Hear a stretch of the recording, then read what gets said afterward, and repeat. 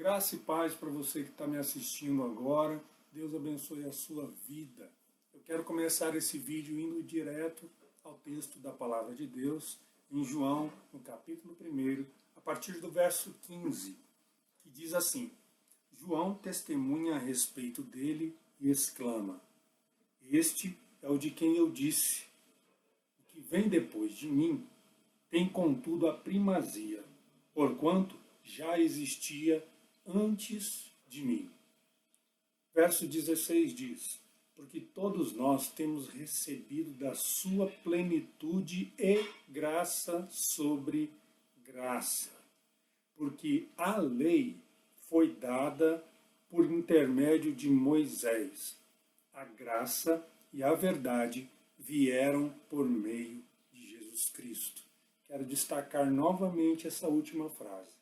A graça e a verdade vieram por meio de Jesus Cristo. Quero destacar também outra frase, a frase do verso 16, que temos recebido da sua plenitude e graça sobre graça. Então essas duas frases que eu destaco nesse primeiro momento falam a respeito da graça de Jesus, da graça de Deus. A graça de Deus se revelou através de uma pessoa. A graça de Deus é uma pessoa e essa pessoa é Jesus Cristo. A Bíblia também diz aqui, nessa outra frase, na primeira frase do verso 16, que nós temos recebido dele, ou seja, da sua plenitude, e não só da sua plenitude, nós temos recebido graça sobre graça, o que nos leva a entender que a graça do Senhor Jesus, a graça de Deus, não é somente para a salvação, mas é para a vida. Nós devemos caminhar sob a perspectiva da graça. Nosso olhar tem que ser sobre a perspectiva da graça, não só acerca de uma pessoa, mas também acerca do nosso tempo. Veja, nós somos frutos da graça de Deus. Consequentemente, ao olhar para o outro, eu tenho que olhar com a mesma perspectiva da graça, porque se eu compreendo a graça de Deus na minha vida, eu vou compreender e entender o que Deus está fazendo na vida do outro. Não irei julgá-lo, não serei legalista com as coisas à minha volta, com esse mundo à minha volta e muito menos com a pessoa, o objeto do amor de Deus, que são as vidas. Então é muito importante para nós fazermos sempre uma leitura a respeito do tempo que nós estamos vivendo. Eu acredito que o tempo que nós estamos vivendo é o que foi citado por Jesus em Mateus, no capítulo 24, verso 12, que ele diz: E por se multiplicar a iniquidade, o amor se esfriará de quase todos. Bom, eu espero que você esteja na conta dos que não se esfriaram. Mas nós vemos aqui nesse texto e também fazendo uma leitura do nosso tempo, vendo que a multiplicação da iniquidade tem avançado nos nossos dias.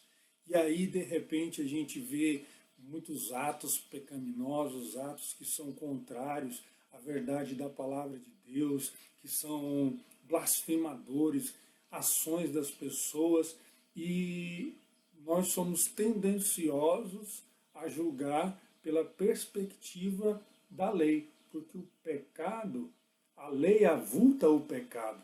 Então nós começamos a olhar as coisas do ponto de vista da consequência, que é a morte. Aí é que entra a grande questão. Nisso, ao sermos legalistas, nós também podemos ter a tendência de, enquanto denominação, enquanto comunidade, enquanto igreja, ter um entendimento errado acerca disso, uma perspectiva errada, legalista, e começar a nos fechar para as pessoas, a nos fecharmos para o mundo, não vou me contaminar com o mundo, se bem que a contaminação não tem a ver com proximidade com sociabilização, mas tem a ver com o coração, né?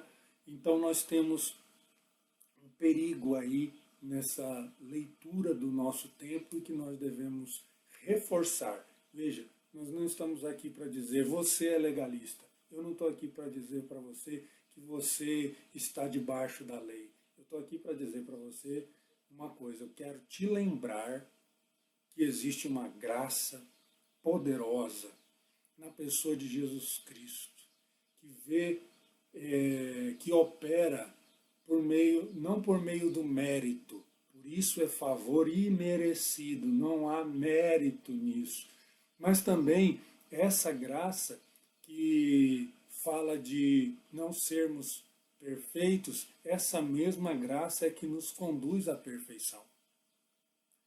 A mesma graça que nos mostra que nós não amamos com perfeição é a mesma graça que nos conduz a amarmos com perfeição. É o favor imerecido que se estende àqueles que são objetos desse amor, dessa graça. Então eu quero apenas destacar essa parte para nós, enquanto igreja, vendo tanta coisa acontecendo, nesse carnaval principalmente que passou agora nesse ano de 2020 e tantas outras coisas que nós já vimos acontecer, ouvimos constantemente. É uma guerra política, é uma guerra moral, é uma guerra religiosa, é uma guerra de tantos motivos, né? E todos os motivos sem motivo, né? Sem razão, sem realmente um propósito, ou se existe algum propósito, eu tenho certeza que esse propósito não é de Deus, não agrada a Deus.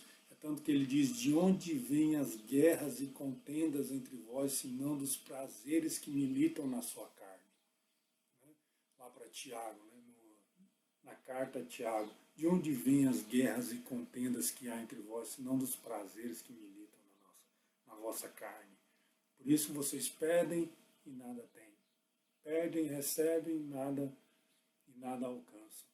Então, é tempo de sim, de nos humilharmos diante de Deus, mas é tempo também de fazermos uma leitura sobre a perspectiva da graça de Deus para que a gente não perca as oportunidades de sermos edificados e assim também de salvarmos vidas, de arrebatar vidas do inferno, do fogo eterno.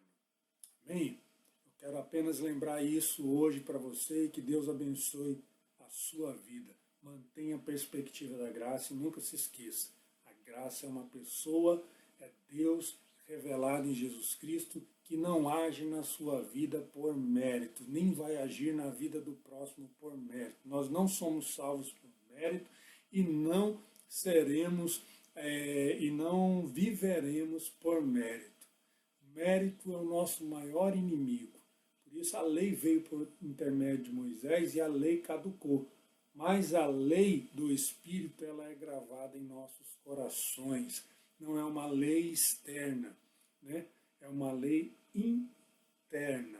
A lei dizia, você precisa obedecer para ser abençoado. A graça diz, eu te abençoo, agora você tem condições de cumprir a lei do Espírito e da vida. Que Deus abençoe sua vida, muito obrigado. Fique na paz do Senhor Jesus.